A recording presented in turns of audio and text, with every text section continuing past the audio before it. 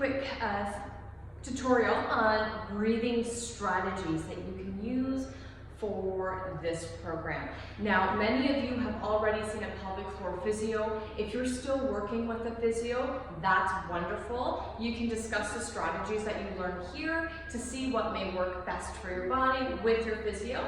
And if there's ever any questions along how to make this more complementary to your physio, please, please, please do not hesitate to let me know, and we will work together to create a strategy that works for you. So there's a couple of different movements or strategies that work well when we're breathing.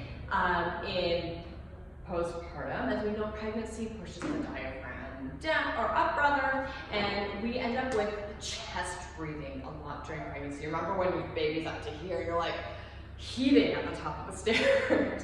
What we want to do is, because everything's realigning in our bodies, we want to make sure that the core, your diaphragm, and your pelvic floor are all working in harmony with your breath.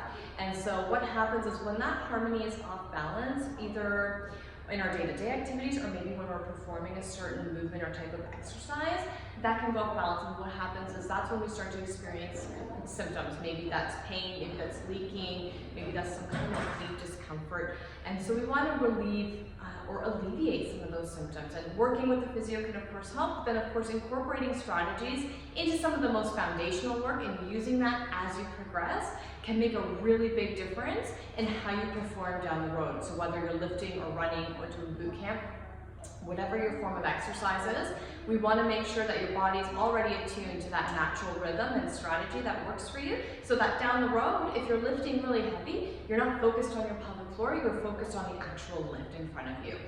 So let's get started. Now, the most basic of breathing is called the deep diaphragmatic breath. And what we can do with that is you can add a kegel to that breath. So we want to move away from chest breathing and we want to take it into the ribs. And so I want you to really think about expanding the ribs. So I'm going to do a little lift here. Okay? And it helps to place your hands on your body for this. So, right here. Okay? So we're going to take a nice big deep breath in. Inhale. Expand and then exhale.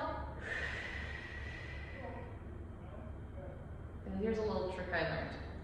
So what we want to do is when we exhale, we want to draw the belly in and slightly up. And when we think about lifting that belly up, we're going to do a little kegel. I don't want you to do 100% contraction, because we don't want to walk around doing this all the time when we're exercising. We want to be at about 30%. So small little lift with your pelvic floor, just to say hello, I see you, I know you're there, and let's create that mind-body connection, okay? So a little trick that I learned here was placing your fingers just across your belly button here, and now they're going to come apart when I inhale. See that? And then when I exhale, they're going to come back together. So I haven't moved my fingers, and I haven't taken my hands off of my belly.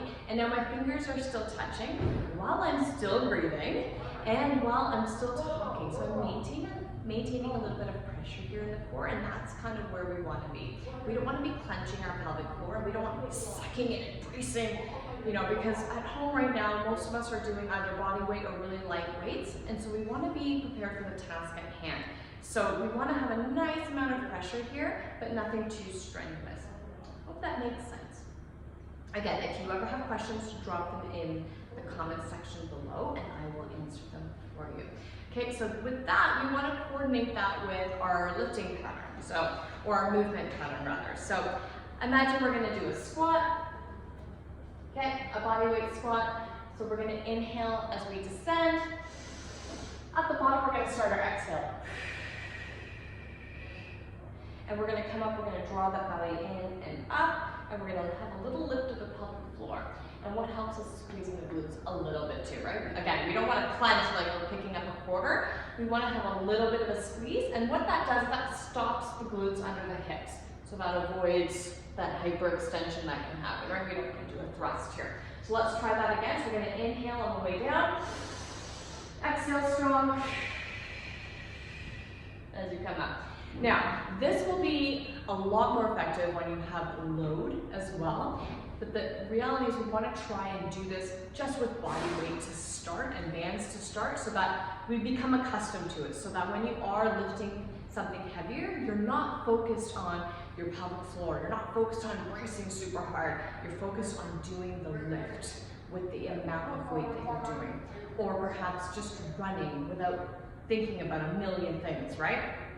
So that's kind of where we want to go. We want this to become a natural pattern. Now, another option for you, if the inhale-exhale doesn't work for you, you can always try a really long exhale through the movement. So let's inhale to prepare. I'm going to start my exhale at the top.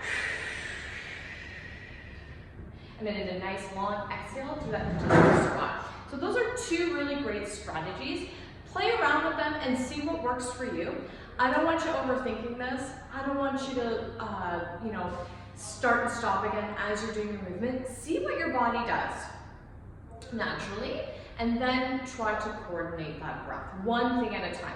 What we want to avoid, and this is the main thing, is holding our breath. And this is also known as a Valsalva maneuver, and you see this a lot with power lifters and competitive lifters, is where they'll hold their breath to maintain a certain amount of pressure in their core. The reason we don't want to do that quite yet is because when we're maintaining too much pressure in the core and we're holding our breath, what can happen is we end up putting downward pressure into the pelvic floor, and that's when we start to experience symptoms. So we want to avoid holding our breath at all costs, and I want you to keep breathing through your movements, okay? Getting the core tension, maintaining pressure, doing the breath work is the basic foundational work, and in the first couple of weeks you'll really start to practice that with your movements, so that when we start to add different types of movement and load, it'll get a little bit easier. But again, I don't want you to overthink this. This is not world ending. I just want you to not hold your breath. At the end of the day, we're not going to hold our breath. Now, if you need a little bit more clarity or you have more questions about breathing patterns and all of that, please feel free to drop your questions below. I do have a couple other videos on my Instagram that I can probably refer you to as well that have more detail with some of the specific stuff. But this is the basic, and let's have a fantastic first week. And of course, if you have any notes that you want to share or questions as you go through your workouts, please feel free to drop them in the Facebook group or comment below. And we'll see you really soon. Have a great, great week. Bye for now.